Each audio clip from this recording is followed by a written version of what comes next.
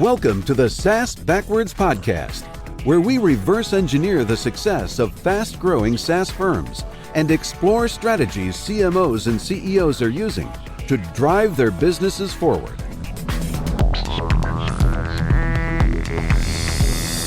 Welcome to SaaS Backwards, a podcast that helps SaaS CEOs and CMOs to accelerate growth and enhance profitability.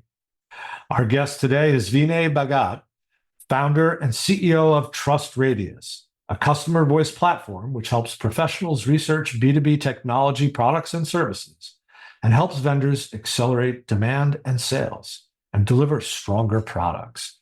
Vinay, welcome to the podcast. Thank you again. It's delighted to be back. Yeah, it's good to have you guys here at Austin Lawrence. We definitely refer to your primary research quite a bit, share it with our clients, prospects, and friends. And that's going to be a good part of what we talk about today. But before we dig in, I'd love you to just tell the listeners a little more about yourself, your company, and how the category and your company impact B2B buying and the recent innovations at TrustRadius. Absolutely. So as you can tell from my accent, I'm originally from the UK, though I live in sunny Austin, Texas. I'm a repeat entrepreneur. The first company I founded was an online marketing fundraising solution for the nonprofit sector that I had the honor of building over 12 years. We took the company public and sold it in 2012. And I started TrustRadius shortly thereafter because of the experience of finding it hard to buy software at our first company. We bought a number of different platforms as we scaled. And in many cases, we ended up with egg on our faces because we made bad decisions. In simple terms, TrustRadius started as a review platform, but we've evolved into so much more since that point. Today, we position ourselves as a buyer intelligence platform. From a buyer perspective, we serve about 12 million buyers globally. About 54% of those are mid-market enterprise companies. 75% of them are decision makers with manager above titles. They come to us not just to read in-depth reviews from their peers, but to also connect and have live conversations with peers through LinkedIn. They come to watch interactive demos, to get pricing data, to get security information on products. And we also help them organize their research process and drive consensus across buying groups. So again, from our early days in terms of just driving high quality user-generated content, we've tried to become a one-stop shop to serve the buyer. We work with brands to help them be in front of active buyers, first and foremost, to be considered and to make the shortlist, to drive content that helps them drive preference with those buyers by influencing them and giving them a chance to showcase their points of differentiation. We help them harvest that content and use it in their own digital marketing channels to improve performance, whether that's SEO, conversion, or enabling their sales team with influential customer voice content. And in the last 4 years, have really become a demand gen platform where we collect very high quality intent signals based upon behavior on our site. We feed that data into a plethora of marketing and sales systems ranging from 6sense Demandbase, LinkedIn, to Salesforce and ZoomInfo. And most recently, we launched a new offering at the beginning of this year we call intent-driven leads, where we take our data, we marry intent signals with a brand's ICP, we create content derivative from user reviews, things like market or competitive reports, and then we work with a network of partners to get that content in front of millions of active buyers and drive high quality leads. So that's what we do in essence. But the kind of single kind of tagline we like to think of ourselves as today is a buyer intelligence platform. That's a real arc from the origin and makes a lot of sense too, that when you start to get a significant amount of activity searching for this kind of content, you can start really giving accurate pictures of who's looking for what. It's very detailed, I'm sure, very granular offer. That's very cool.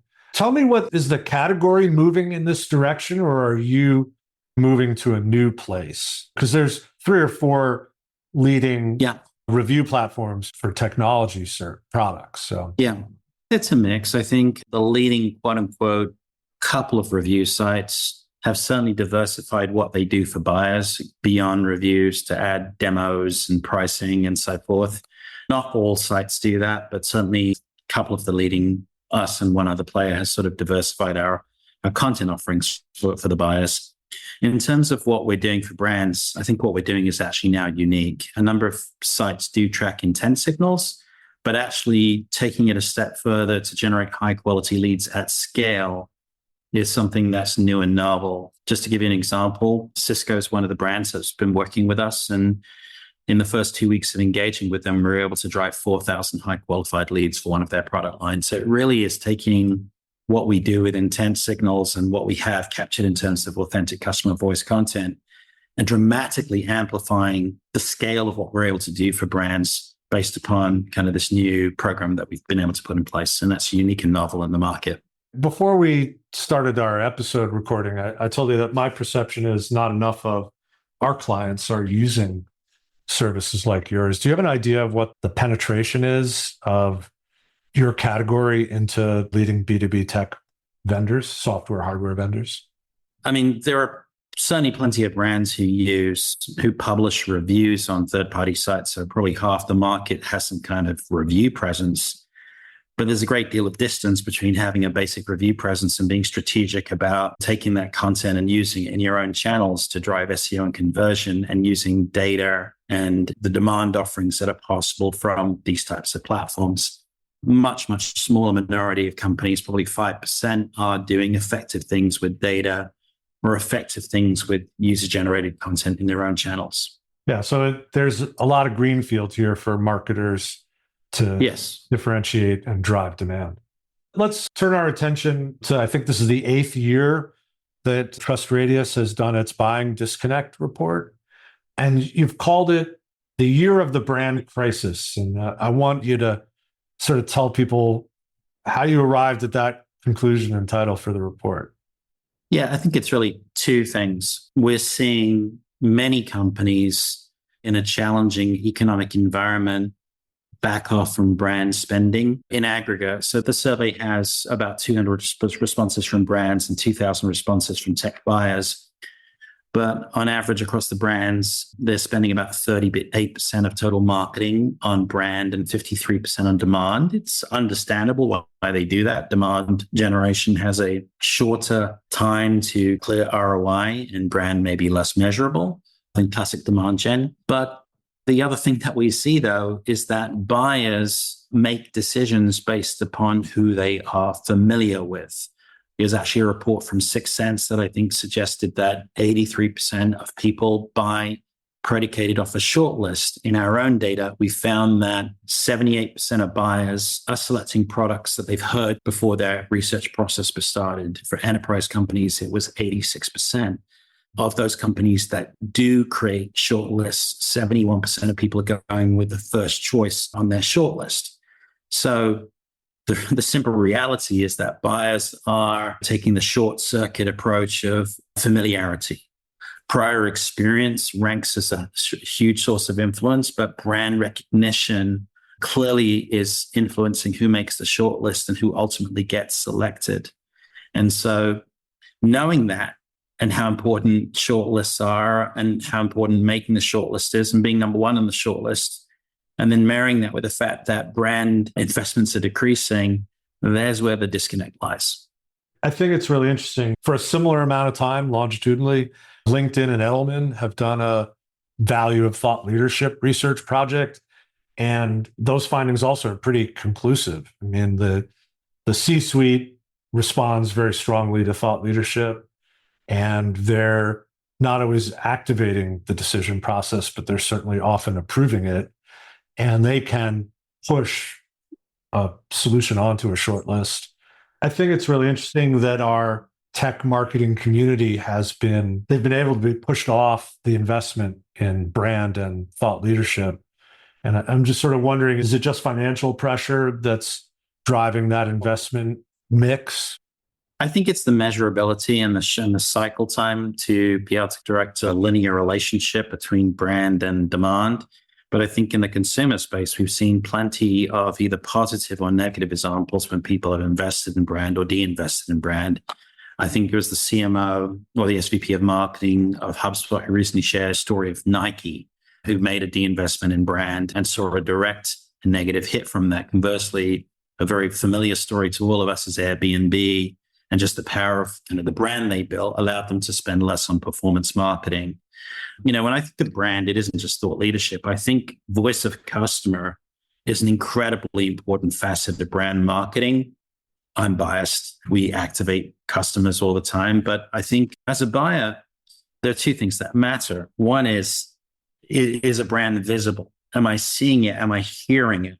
And when we think about activating voice of customer, there's sort of a ubiquity factor. Am I hearing this product be talked about in forums that I'm part of, whether that's LinkedIn or other professional networks? When I go online onto a platform like Trust Radius, is that product well covered? Is it up the top of the list based upon coverage, or is there no one talking about it? Am I hearing the chatter about the product from people that I respect and trust?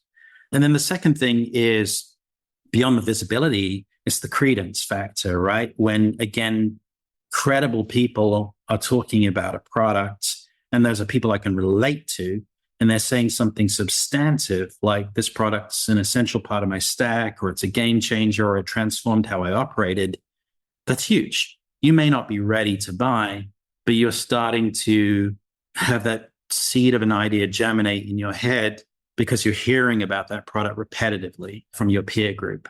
So I think in the era of digital, brand marketing is essential, but I think voice of customer intersecting with brand marketing is such an important opportunity because everyone's a reference buyer these days. I mean, just think around our own behavior as consumers. When you travel, when we pick products, we're just so focused on what the other people like us have to say.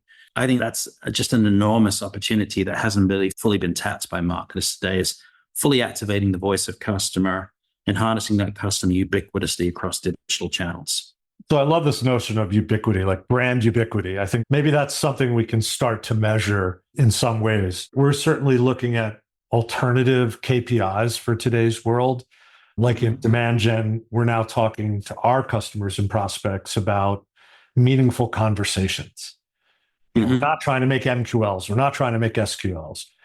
For enterprise buyers, we're trying to get them in front of people to have great conversations. It could be, as we talked about, an executive dinner where we get some FaceTime with these folks. And maybe we're not even talking the solution on offer, but we're building the relationship that allows us to have the permission and possibly be in the position of being on the short. Or facilitating dialogue between customers and prospects, where the customers are doing the selling for us. I think, yes, it's all of these things, but again, it's inculcating not just visibility of your products, but building credence with buyers progressively over time such that when they're ready to buy, you're on the shortlist.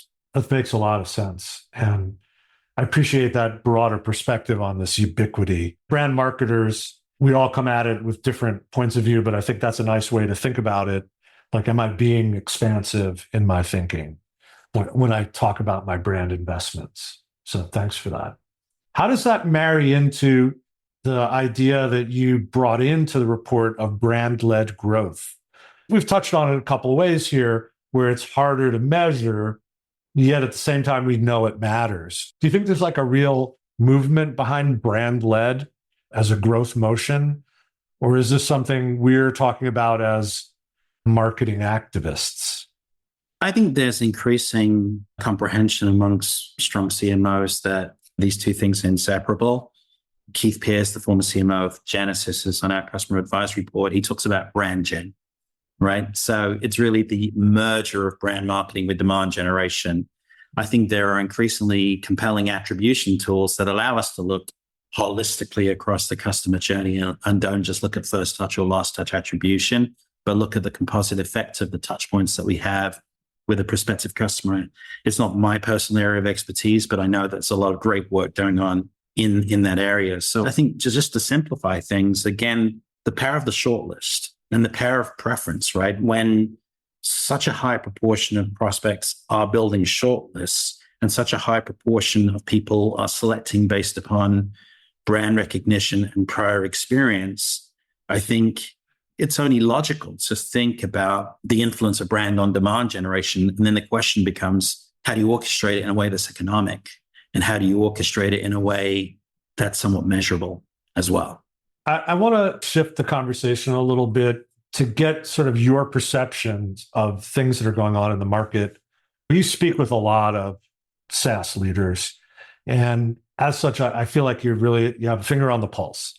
And I'm wondering what you see or what you're hearing from SaaS CEOs and CMOs are their top priorities for the remainder of the year. Where are they focused? Where are they placing their bets? There are a few themes. One is driving efficiency in demand generation, right? We've got to do more with less. That's a huge thing. So not only has there been a shift from brand to demand, but there's a quest to be more efficient with demand investments, whether that's advertising efficiency or questioning kind of legacy approaches to demand generation events, content syndication, and saying, how can we get more juice out of these things? But that's one of the reasons that led us to develop our intent-driven leads offering, because we saw not just a shift from brand to demand, but a need to make demand gen more efficient. And so we are seeing companies increasingly use data, buyer intent signals, to refine how they go to market. SAP, for example, has a whole, and they've had this for many years now, a whole internal group project they call Crystal Ball, where they take data from different sources and they use that data to sort of not just target their advertising, but to enable their sales team efforts to focus their energies in the right places as well. And so I think buyer intent data has an important role. I think, unfortunately, people have grown somewhat skeptical of buyer intent data just because not all data is created equal. Sometimes buyer intent signals are predicated purely based upon topic browsing activity, and that gives you the ability to understand who's interested in your category, and that may be good to direct brand marketing spend. But when you're looking for precision in terms of who's an active buyer and who's going to convert to a lead, it may be too wide a net. There may be too much of a noise to signal ratio in order to have that level of precision. So I think there are different forms of buyer intent data that are more downstream in nature, that are more predictive of someone's readiness to buy. And so I see a lot of movement around trying to segment out different data types and understand how to action different data. Not all intent signals should be actioned in the same way. Some, again, should direct your brand efforts, and some of which in your top of funnel efforts, some of which should direct to your sales activity and your spend in channels like LinkedIn that are more expensive. It sounds like this is also, and I'm inferring here, it's also allowing you to sort of drive marketing and sales together over this platform, right? Sort of integrating both teams onto the platform for their benefit. Yeah, absolutely. A good example of that right now is the brands that we work with certainly funnel the intent data that they get from us into marketing channels like LinkedIn or platforms like Six Sense and Demand-Based for Display. But ZoomInfo is a new relationship we created recently, which we're super excited about, because that puts the data in the hands of SDRs and sales professionals in a really accessible way. They're doing some cool things to use AI to suggest to reps when to send a message and what to send a message around, and are able to harness, again, these true intent signals from Trust Radius to give a rep guidance on when someone's truly active, maybe even give them intelligence about whether they're in consideration or whether their competitors are in consideration, maybe help them understand who they're competing against in order to position correctly. So there's a lot of opportunity to kind of arm sales with this data in a strategic way. I'm looking for every opportunity now to put sales and marketing, kind of buckle them in the same ride. If you think about an amusement park ride, I want marketing and sales like buckled in next to each other and going in the same direction every opportunity we can get. So that's very cool that we can leverage this intent data in that way to put them on the same page. And I agree, by the way, on the efficiency and go-to-market. In fact, our recent CRO dinner, the topic was very hot, capital efficiency and go-to-market. And I definitely think that's a top trend for the rest of this year into next year. Do you have another one that you're hearing from people that's also important?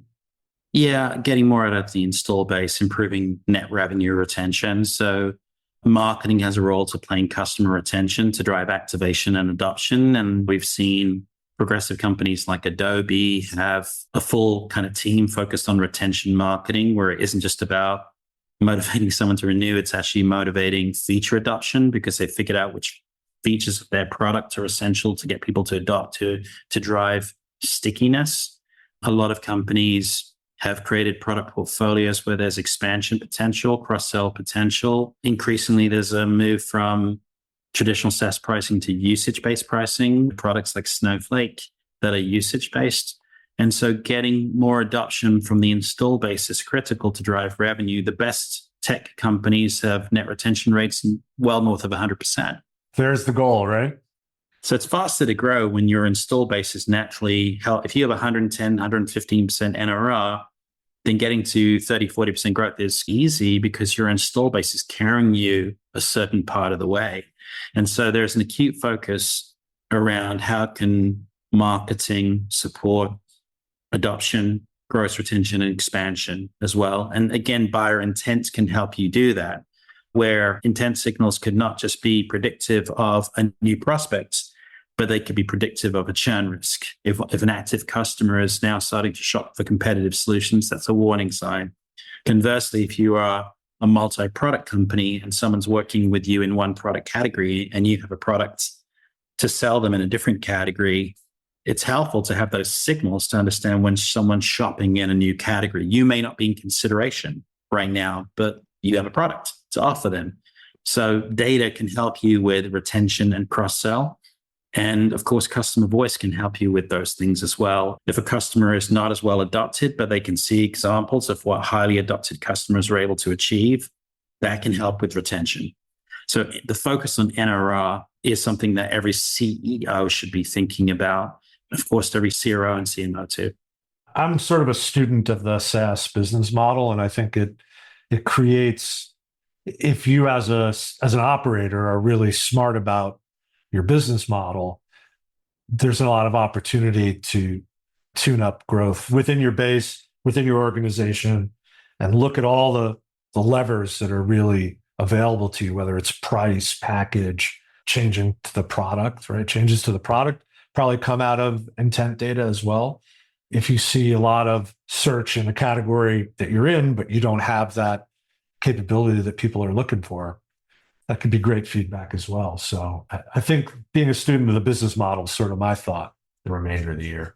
One of the things that we hear from salespeople, and I'm wondering about your thoughts on this, sales managers and sometimes even CEOs, they view the demo of the product as either integral to the success of the sale or it's a crutch for the salespeople. It seems like there's like two camps and there's not a lot in the middle. And I'm wondering what your take is on the role of the demo in selling software today. I think it's highly case dependent, to be honest. I'll taking the data from the B2B Disconnect. Product demos are a highly consulted resource. In 2023, it was 58% of people viewed demos as one of the top 5 sources and 54% in 2024. So they're up there. They're actually number one. There are different types of demos. There are certainly instances where people are going to be actually engaging with a salesperson to access a demo through a live demo, recorded demos, interactive demos. There's a whole industry of companies now, many of whom are partners of ours, who offer interactive demos that are self-guided. A big theme in B2B buying over the last decade has been self-service. People want to access information openly and freely without having to talk to a salesperson and want to be able to guide them to our sales through information. So I think this trend towards interactive demos is super important. But back to your kind of original question around, is a demo always needed? No, it isn't. There are instances where a demo is not going to bring something to life, and it's more a conversation around the problem the customer has and examples of how the brand has solved that similar problem for other customers.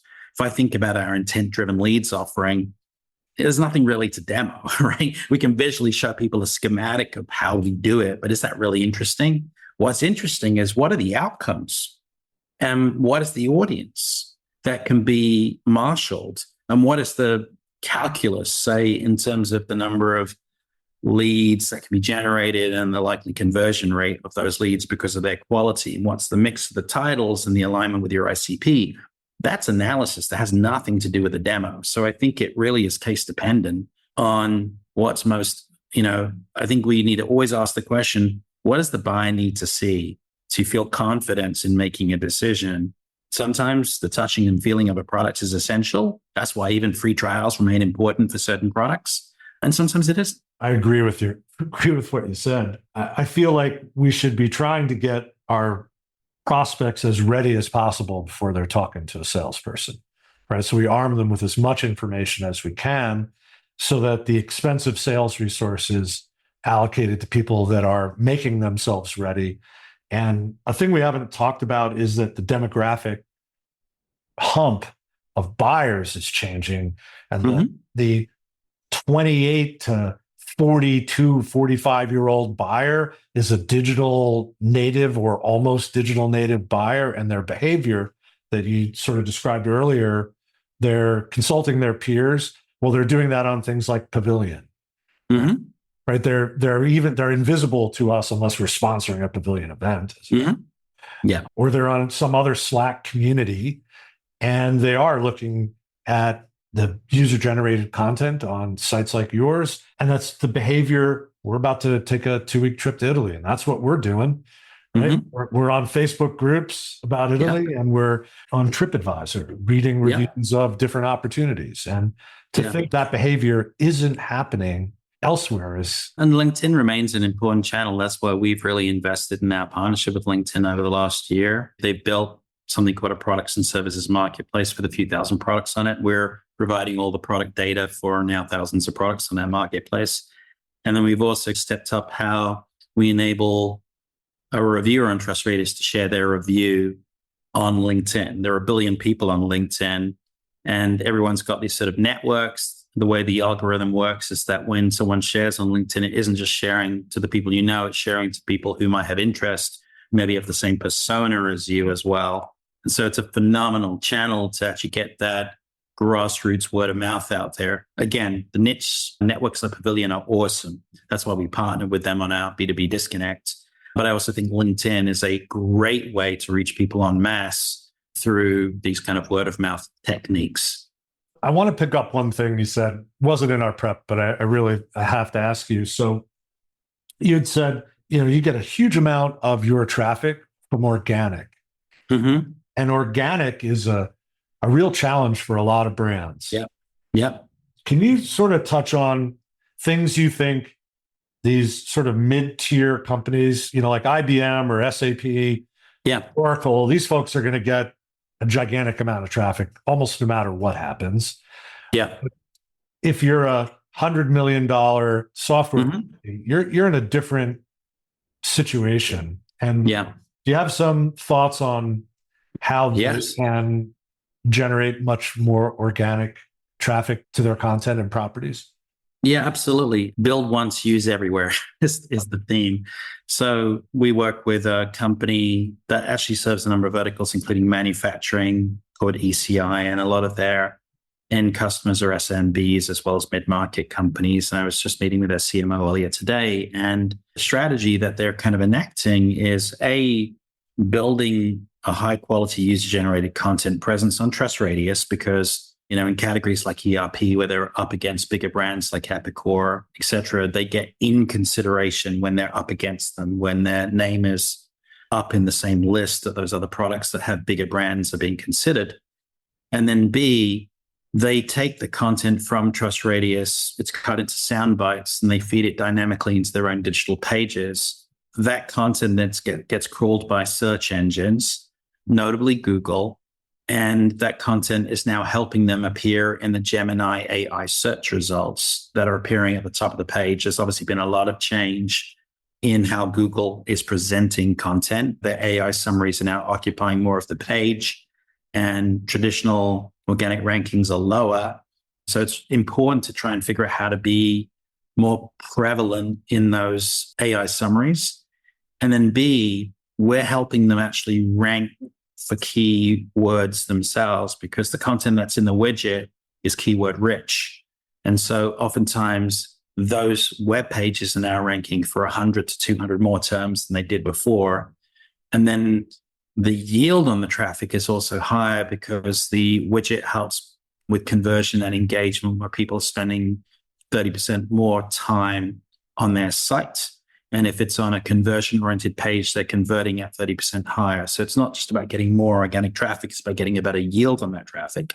And so back to my point about, a lot of people build a brand presence on review sites, but they do nothing strategic with the content. The companies that are strategic, taking that high quality user generated content, they're tagging it by theme. So this is a quote about why they were picked over a competitor, Epicor. This is a quote about why they work for this use case. This is a quote about why they work in this industry. And they're dynamically feeding that content to relevant pages. They're putting it in their ads. They're feeding it to their sales and SDR team to amplify that content in all of those ways. They're also encouraging the customers who do write reviews to share it on other channels like LinkedIn as well. So that's how you can inculcate the word of mouth.